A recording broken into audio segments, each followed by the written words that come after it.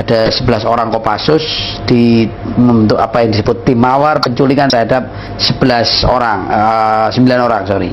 Tapi sebetulnya ini hanya scapegoat ya, ini kambing hitam karena mereka hanya pelaku operator di bawah, bukan pengambil decision untuk melakukan penculikan. Jadi mereka hanya dihukum karena menahan orang yang awalnya diculik kemudian sudah dilepaskan, ada 9 orang.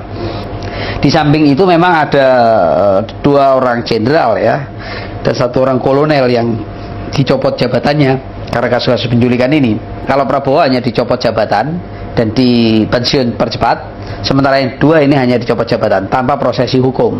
Itu yang terjadi. Dan jadi boleh dikata dalam kasus penculikan ini substansi pelaku itu belum terjangkau. Pak Munir, apakah begitu memang tidak tepat kalau misalnya dianggap tidak bertanggung jawab, tidak terlibat dalam kasus 14 Mei lalu tidak perlu dinonaktifkan? Ya, saya kira ini ada satu problemnya. Ini saya kira ini bumerang dari politik impunitas sebetulnya.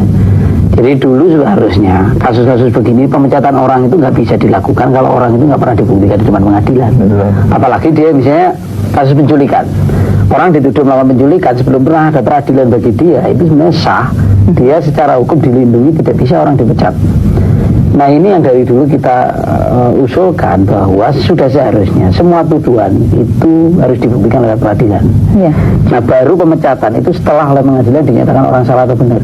Saya kira ini jadi soal ketika ada impunitas, orang dilindungi secara pakai fungsi-fungsi hukum untuk tidak dituntut pengadilan, tapi itu sekaligus jadi alat politik untuk menghantam orang tanpa orang itu pernah membuktikan benar atau ini. Kalau menurut saya bahwa kalau misalnya Prabowo atau siapa tidak terbukti, itu lebih baik di pengadilan. Dan Prabowo kenapa sih tidak ditarik aja ke menjadi saksi keterangannya? Kalau dia ada bukti-bukti tersangka, kenapa tidak dibawa ke pengadilan saja? Ya. Jadi ini kalau menurut saya kemudian kasus ini menjadi komunitasnya politik dan itu tumpang tindihnya jadi kacau begini. Ya. Itu yang sejak awal kita sampaikan bahwa pengadilan ini yang membutuhkan itu tidak saja keluarga orang hilang, tidak saja masyarakat, tapi Prabowo sendiri itu juga butuh pengadilan untuk membuktikan bahwa dia salah atau tidak.